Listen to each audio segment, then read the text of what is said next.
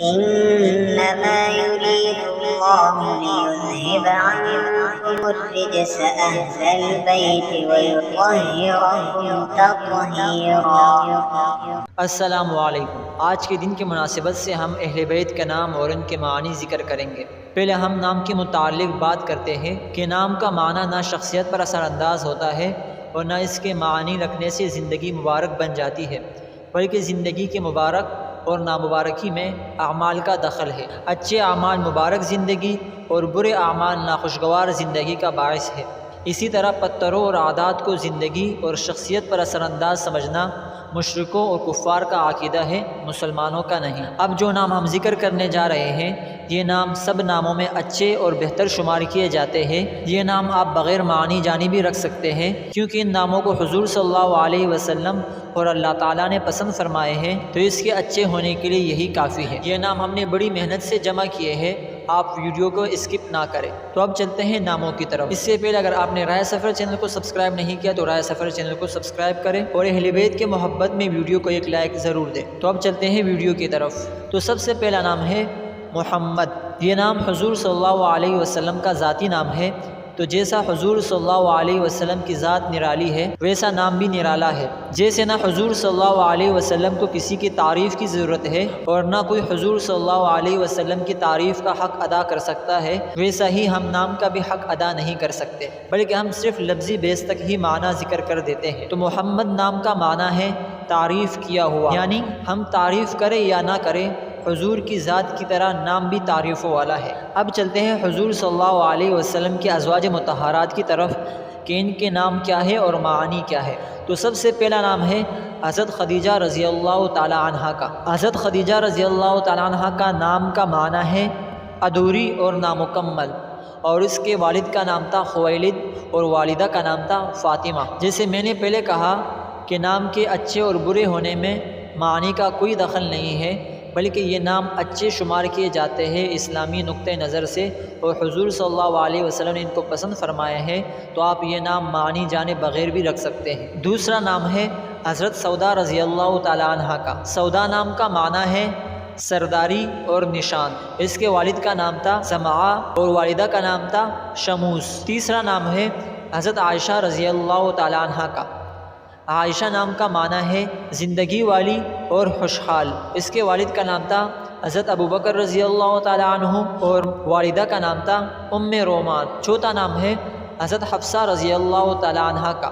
حفصہ نام کا معنی ہے شیرنی، یعنی بہادر بچی، اور اس کے والد کا نام حضرت عمر رضی اللہ تعالی عنہ اور والدہ کا نام زینب تھا۔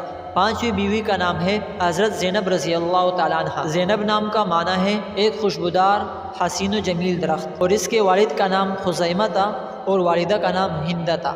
چھٹی بیوی کا نام ہے ام سلمہ۔ سلمہ نام کا معنی ہے جماعت اور سونے اور چاند کا تار، اور اس کے والد کا نام تھا ابو امیہ اور والدہ کا نام عاتقہ تھا۔ ساتویں بیوی کا نام ہے حضرت زینب رضی اللہ تعالی عنہ۔ یہ دوسری بیوی ہے جس کا نام زینب ہے۔ اس سے پہلے بھی ایک زینب نام گزر چکا ہے جو حضور صلی اللہ علیہ وسلم کی زوجہ مطہرہ تھی، اور اس نام کا معنی ہے ایک خوشبودار حسین و جمیل درخت۔ اس کے والد کا نام تھا جحش اور والدہ کا نام امیمہ تھا۔ آٹھویں بیوی کا نام حضرت جویریہ رضی اللہ تعالی عنہا تھا۔ جویریہ نام کا معنی ہے چھوٹی لڑکی، خوشیاں بکھیرنے والی، تیز، پرتیلی اور جوان لڑکی، اور اس کے والد کا نام تھا حضرت حارث رضی اللہ تعالی عنہ۔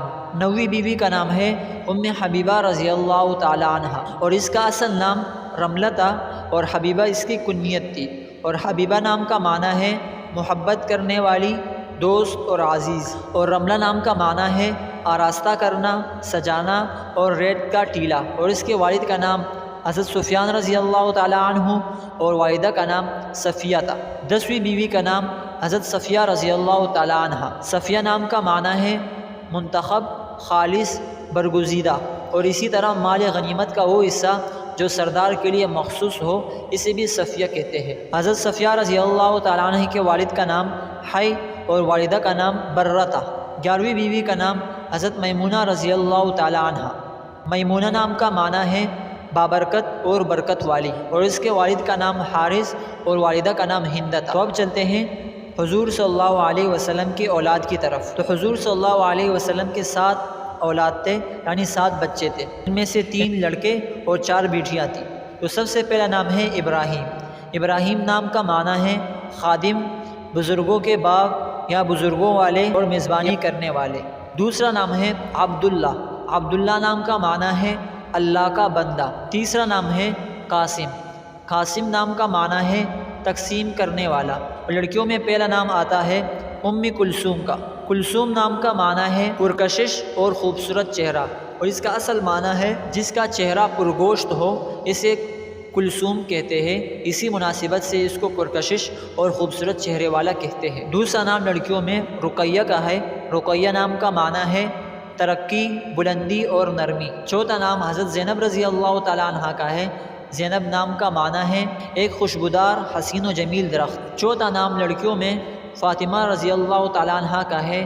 فاطمہ نام کا معنی ہے دودھ چڑانے والی۔